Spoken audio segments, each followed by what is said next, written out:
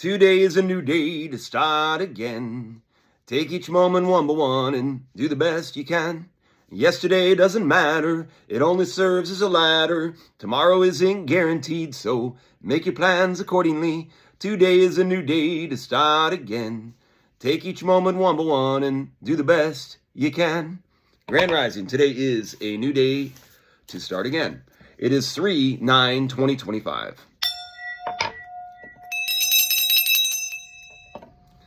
Well, I lost 2 subscribers yesterday, so I basically flatlined.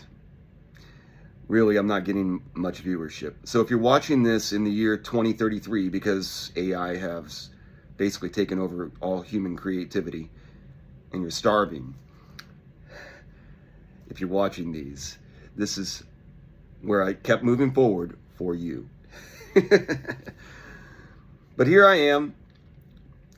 I work as a retail salesperson at a retail store. And yesterday, I'm straight commission, so you get customers, you get opportunities as they come through the door, and if you make a sale, you make money off of the sale. So basically, that's what you do when you go to work. And you're waiting in line for your turn, and then you take them through the store, and it's really kind of a weird deal. But that's how I make my living. And so yesterday, Saturdays are the biggest day of the week because typically 2 people are buying furniture, and it's a couple, and it's easier for people to get together on Saturdays. So it's a big day to have the opportunity. But I'm in a business now where it's not as typical to close a transaction on the first visit, which is what I'm really used to, is when they come in, we get this done while they're here. And if you lose them, then they're gone forever. You never see them again. Where now I'm in more of a build a relationship and hope they come back. But I've been doing okay with it. I'm much better in the other scenario, I have found. But I'm trying hard. That's all I can really do. I really don't care. I've been in a weird mood recently. And people, I think, just get the wrong idea about me. I feel very underutilized. But I'm okay with that. I'm just kind of doing my thing. I feel I'm doing God's work, is really what I feel like. I'm keeping things small. I think I probably need to get over my part of my thing is that I think that the name God and the in God we trust, all of that is very detrimental. It's part of the programming that's causing our problems as humanity. And that's very, very, very controversial. So I like lose everybody when I say that. But I truly do think, I think that we are programmed, and there are core programs that are, and that's one of them. And I could explain it, but it's really just, people just think I'm off my rocker. Until we break it, we're going to be in the same place. Because the people that are holding it don't even understand. That's the problem. So I'm unorthodox. But I do think it's making an impact. I think that there are some people, and I'm not the only one trying to do this, so maybe it'll have resonance someday, because it never fades. The truth is the truth. So someday people will come back and watch this and go, oh, that's what he was talking about, maybe. It is weird when you feel like people can't really see you. You're just like, I'm standing right here. Don't beat around the bush. That's an interesting saying. I haven't been singing. I had an outlet to sing on Saturdays, and it's been 3 weeks since I've been able to try to do that. That's been something that helped me really like fill my cup. That's what I call it. So when I went to go see my daughters, I got to go fill my cup up, which is what I call like my happiness. The problem is is that, I mean, I hold my Girls Cup pretty dear, so I only sip on that a little bit whenever I get away from them. So that's still good, but maybe we have different cups, but like my fulfillment of life cup, some of that comes from singing because I get a feeling when I'm doing it that makes me feel like this is working, and that helps me. It's basically making you feel like you're going the right way. And when I'm living my life sometimes, because I have so much negative reaction to what I'm trying to do, you feel like you're not going the right way. And you tell yourself you're going through the thorns and smelling the roses. And that's what you need, is a smell of a rose every once in a while. Definitely parts of me that's screaming out that I should just drop everything and go to where my girls are and be a bum as much as I try to be as good as I can be. It'd be hard. I'd have to be a bum from the beginning, but I'd find my way through. I've thought about that, but it would be an irresponsible move. And where I'm at right now, although it feels very difficult, is positive. So I'm just following the way. It doesn't feel right to not be near my girls, especially when I'm not doing well where I'm at, like I'm not progressing. But then I go to my knees and I pray. Like that, I'm not really praying. I do a whole different thing. I'm just trying to resonate with people. And I have one in particular that has been really making sure that I know that I'm involved. I know my girls. I love my girls. And all I really need to do is to make sure that I'm doing that, especially from where I'm at right here. If I love them, they will know. Just like my dad knows I love him and my mom knows I still love her, and they knew then and they know now. I'm not sure if everyone has that, actually. I think that there's some people that don't, but I do. Even though I'm alone almost all the time, I have that. The people that aren't even with me. I wonder why I lost 2 subscribers. It's been a common trend I've noticed. Part of me thinks that there's like the few people that I have that were watching this were doing it in a way that was more mockingly, but I don't know. I don't really care, honestly. The thing is, I like me.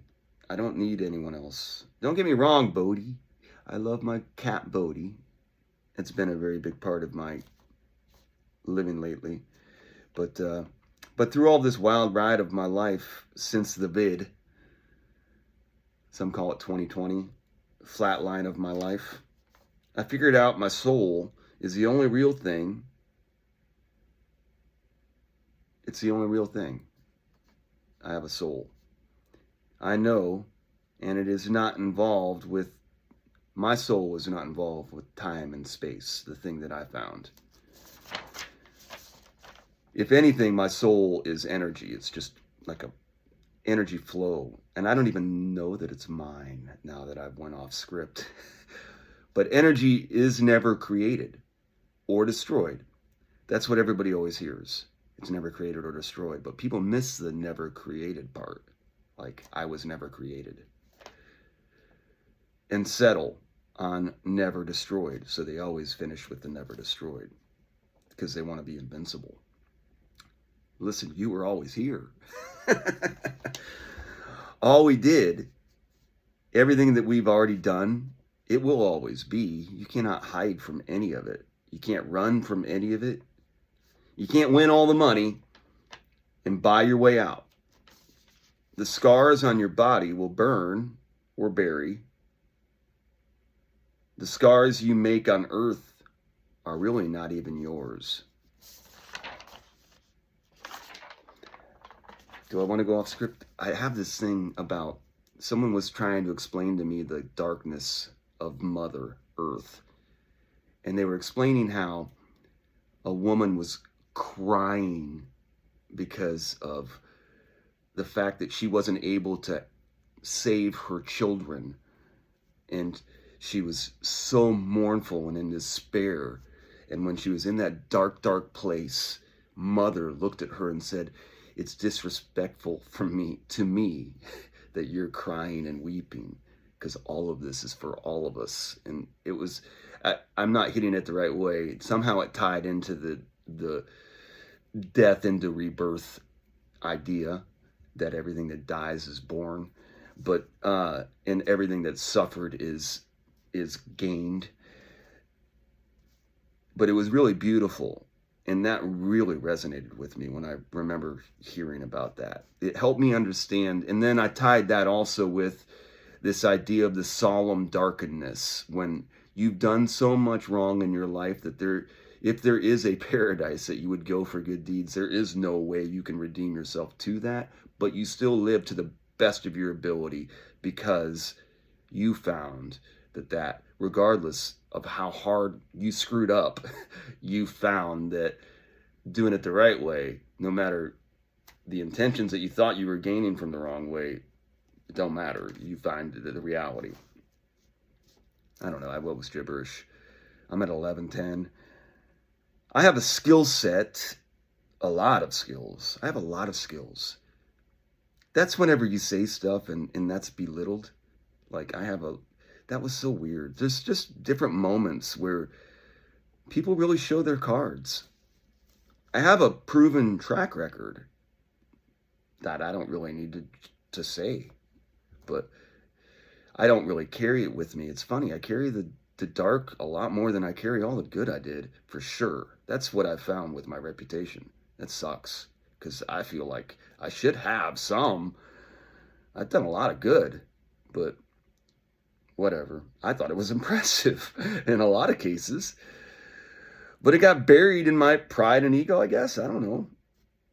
But the skill is still here. I still have all of and I know how to play the second hole of my dad's golf course is a par 4.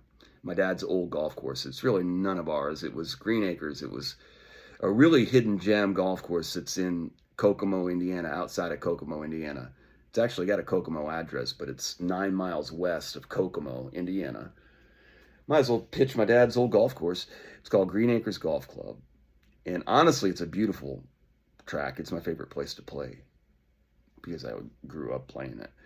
But on the second hole, it's the only kind of weird hole. I don't like weird holes that much, but every once in a while you're going to have one.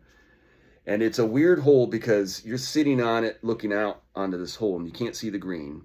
There's a picture of it. So basically it shows a picture going up here and then it cuts over this way. So it's basically called a dog leg right. So there are big trees and there's a big hill coming like this way that slopes everything into a hazard of a creek on all directions on the outside. So it's not a real big slope. It's pretty safe and easy to hit. It's not real tricky. So what most people do that are playing, because they can't hit the ball far enough, is they're just trying to hit it past the trees. There's a little green over here that you have to hit onto the green, and you're just trying to hit it out into the area where you're about 100 yards. There's a couple sweet spots, and if you play the golf course enough, it's real simple. You learn how to hit a shot that's not your longest club into the middle spot there, and then you hit a little flip shot that you've hit 1,000 times, and you get kind of used to it. It does get wet down there, though, and it can be kind of tricky to hit your shots. And sometimes it gets dry, and it's really hard. And then it's really dangerous because the ball can go right into that creek just on even good shots. So you have to be really safe and hit it more into the middle part. But some people decide to hit shots over the trees and onto the green, taking the risk-reward into play, but putting themselves into great positions. It's a fun hole, really, especially on the second hole, because a lot can happen right off the bat. Where was I going with this? I always played to the center spot. That's just how I've always been. Every once in a while, and I really wasn't that good of a ball striker, so I didn't have a golf shot. There was a stretch there where it was kind of fun, where I had this high fade that I was playing for some reason, and I could set it up, and it was pretty easy for me to hit a driver right over the top of that tree. But you still didn't want to do it during certain weather conditions because there's just too much volatileness, and you're hitting a blind shot that has a lot of squirrely stuff that can happen. So it's stupid. So whenever I played against people that would do it. Sometimes they'd kick my ass with it, but I'm usually going to make a par or a birdie. So even if you hit a great shot in there, you're still going to have to make a putt. But especially if I've got my wedge going, because I'm going to make birdie pretty much every time. That's how it is. And so why wouldn't you just do that? Because you want to make a hole-in-one on a par 4 and be a legend forever. That's pretty cool. That's that whole Tin Cup thing. Boy, I went off the rails. Where are we at? 1527? Why not? We'll keep moving. Anyways, I got a proven track record. I will stand toe-to-toe with my mattress man. I even wrote a song. Never heard a song about a mattress man, just a fella slinging springs for a living. But there's plenty of time to put words to rhyme. Working early after every Thanksgiving. You gotta close the sale. You learn that early. Close the sale. You can't be in a hurry. I have a whole song. I don't think I was really supposed to be a mattress man.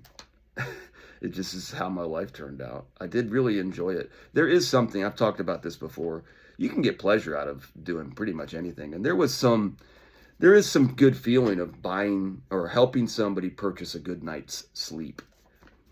There is something to that. There's worse things you can do with your life.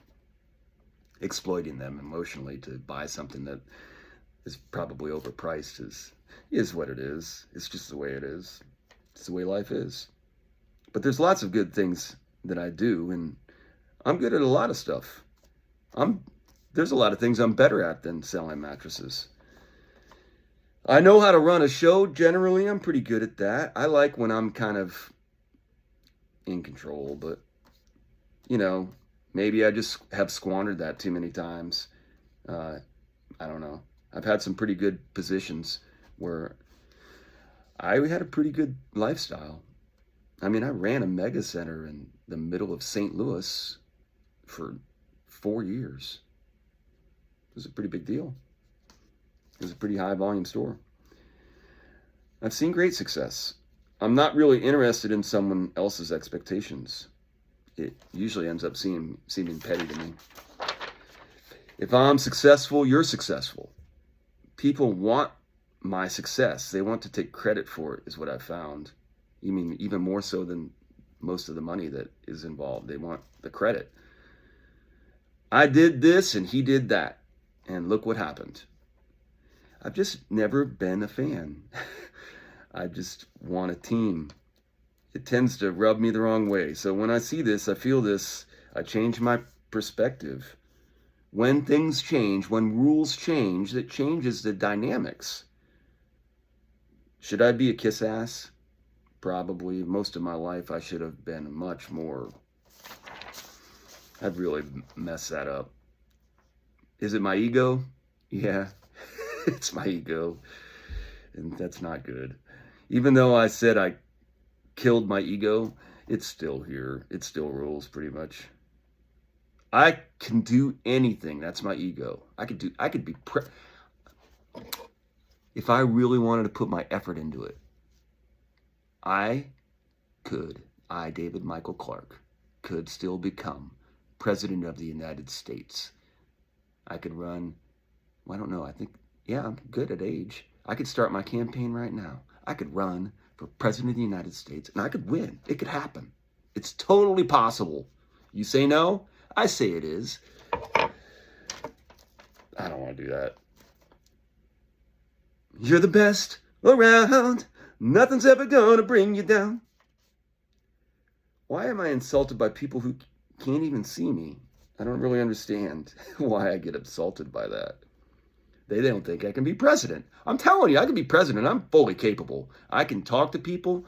I'm really good at that. I have a quick mind. I think I can handle that. It would be cool if I would be allowed to smoke a little marijuana. Like, I get 3 hours a day.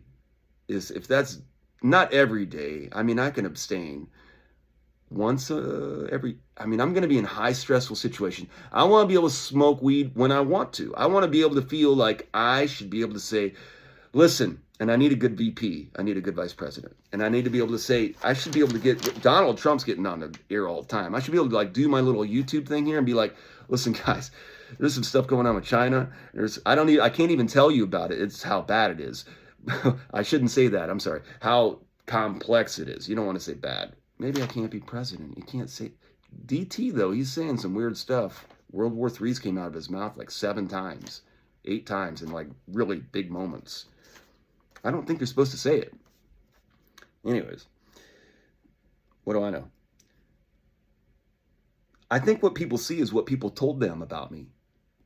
And what bothers me now is, like, I have all these videos. If you want to know who I am, it's pretty easy. And you can comment on them if you got anything to say. I really don't want to get into too much about it, but if we want to do it.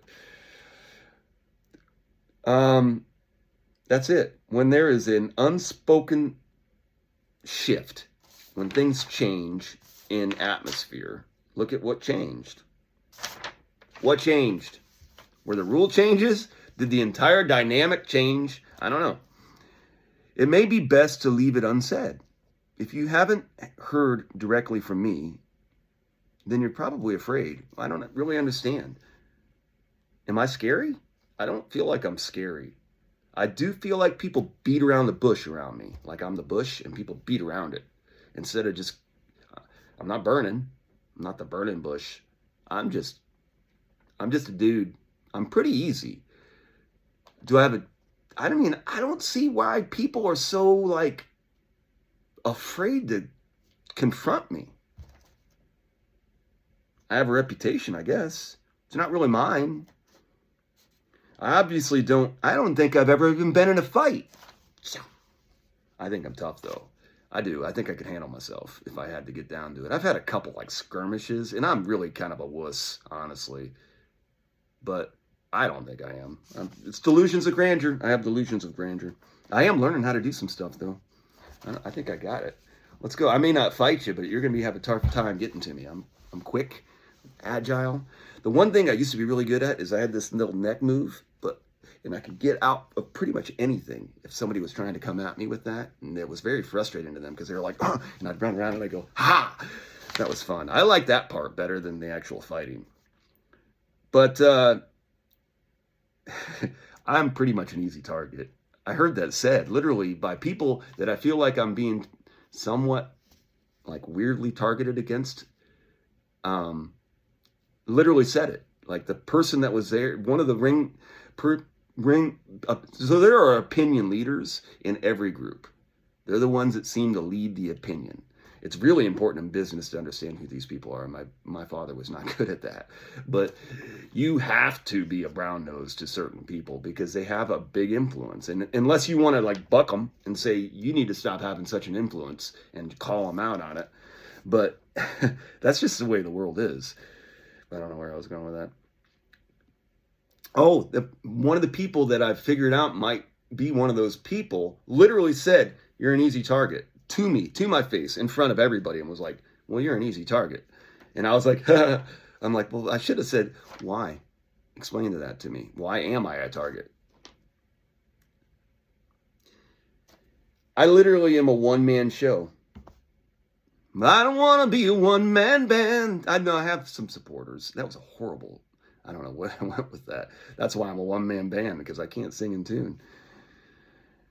I don't know. I'm sinking or swimming. I'm going to do my thing. Thank goodness for Bodhi, honestly, because there has been some treacherous waters I've had to go through where I felt like I was really kind of isolated. But that's why I created New Day to Start. It really helps me. There's so many people I haven't met yet. There's so many people that haven't seen my videos. Maybe they like it.